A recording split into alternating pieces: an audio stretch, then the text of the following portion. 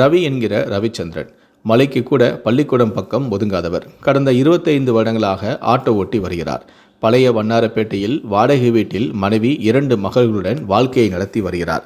சென்னை வரும் பல்வேறு மாநில பயணிகளுடன் பேசி பேசி கொஞ்சம் ஹிந்தி, கொஞ்சம் தெலுங்கு, கொஞ்சம் மலையாளம் பேசக்கூடியவர். இவர் செய்த ஒரு காரியத்தால் இன்று மக்களின் இதயத்தில் இடம் பிடித்துள்ளார்.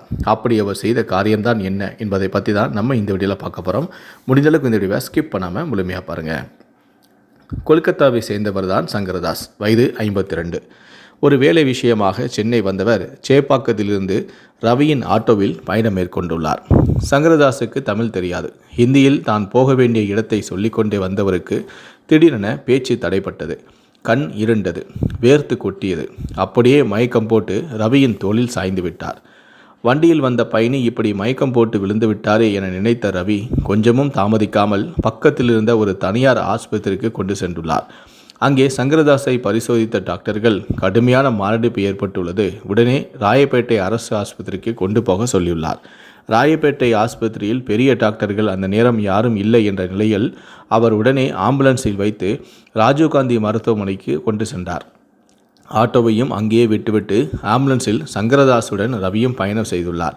வழியில் சங்கரதாஸ் விடாமல் வாந்தி எடுக்க எல்லாவற்றையும் தனது உடம்பிலேயே தாங்கியும் கொண்டார். ஒரு கட்டத்தில் கையிலும் அதை வாங்கி கொண்டார். ஆஸ்பத்திரியில் சங்கரதாஸை பரிசோதித்து பார்த்த டாக்டர்கள் இன்னும் 5 நிமிடம் தாமதித்து வந்திருந்தாலும் இவரை உயிருடன் பார்த்திருக்க முடியாது. ஆனாலும் இவரது உயிர் இன்னும் மூசலாடி கொண்டுதான் இருக்கிறது. உடனடியாக ஆபரேஷன் செய்ய வேண்டும். பேஸ்மேக்கர் கருவி பொருத்த வேண்டும். அந்த கருவி வெளியில்தான் வாங்க வேண்டும். அதுவும் உடனே வாங்க வேண்டும். இல்லாவிட்டால் உயிர் பிழைக்க முடியாது என்று கூறியுள்ளனர். சங்கரதாஸ் பையில் இருந்த செல்போனை எடுத்து கொல்கத்தாவில் உள்ள அவரது குடும்பத்தாரை தொடர்பு கொண்ட போதுதான் தெரிந்தது சென்னை ரயிலில் வரவே காசில்லாத குடும்பம் அது என்று. ரவி கொஞ்சமும் யோசிக்காமல் தனது ஆட்டோ ஆர்சி புக்கை அடமானம் வைத்து 30,000 ரூபாயை திரட்டினார். நண்பர் ஒருவரிடமும் நிலைமையை சொல்லி 27,000 ரூபாயை கடனாகவும் பெற்றார். 57,000 ரூபாயை டாக்டரிடம் கொடுத்து, நம்ம தமிழ்நாட்டை நம்பி வந்த ஒருவர் ஆதரவில்லாமல் இறந்துட்டாருன்னு ஒரு கெட்ட பெயர் வரக்கூடாது டாக்டர், இந்தாங்க என்னால் புரட்ட முடிஞ்சது இவ்வளோதான்னு 57,000 ரூபாயை கொடுத்துள்ளார். ஆமாம், சொந்த ஆட்டோவை அடமானம் வைத்து இவரை காப்பாற்ற துடிக்கிறீர்களே, இவர் யார், உங்களுக்கு தெரிஞ்சவங்களா என டாக்டர்கள் கேட்க, இவர் யார் ஏதுன்னு எனக்கு தெரியாது, என் ஆட்டோவில் வந்த ஒரு பயணி, என்னை காப்பாற்றுன்னு கேட்டு தோளில் சாய்ஞ்ச சக மனுஷன், அவ்வளவுதான் என்றதும் டாக்டர்கள் வியந்து போய் பேஸ்மேக்கருக்கு மிச்சம் தேவைப்பட்ட பணத்தை அவர்களே தங்களுக்குள் பங்கிட்டு பேஸ்மேக்கரை வாங்கி வந்து ரவிசங்கர் தலைமையில் வெற்றிகரமாக ஆபரேஷனையும் முடித்தனர். அதற்குள் 10 நாளாகிவிட்டது.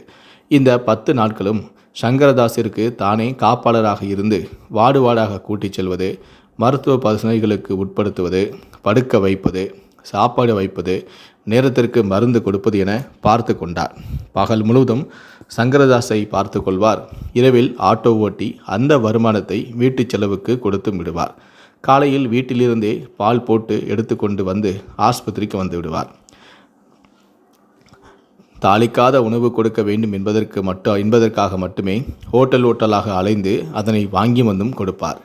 இப்படியே 20 நாட்கள் சங்கரதாஸை கண்ணும் கருத்துமாக பார்த்து உடல் நல்லபடியாக தேறியதும் ஆஸ்பத்திரியிலிருந்து டிஸ்சார்ஜ் செய்ததும் சென்னையில் 3 வழிபாட்டு தலங்களுக்கு அவரை அழைத்தும் சென்றார். காரணம், சங்கரதாஸ் பிழைக்க வேண்டும் என்று அவர் அங்கெல்லாம் வேண்டிக் கொண்டிருந்தாராம். பிறகு நல்லபடியாக கொல்கத்தாவிற்கு ரயில் டிக்கெட் எடுத்து அவரை ரயிலில் அனுப்பி வைக்கும்போது சங்கரதாஸ் பேசவே இல்லை. அவரை கட்டி தழுவி கண்ணீர் விட்டு அழுதார். அங்கே மொழிக்கு வழியே இல்லை, அன்புதான் மேலோங்கி இருந்தது.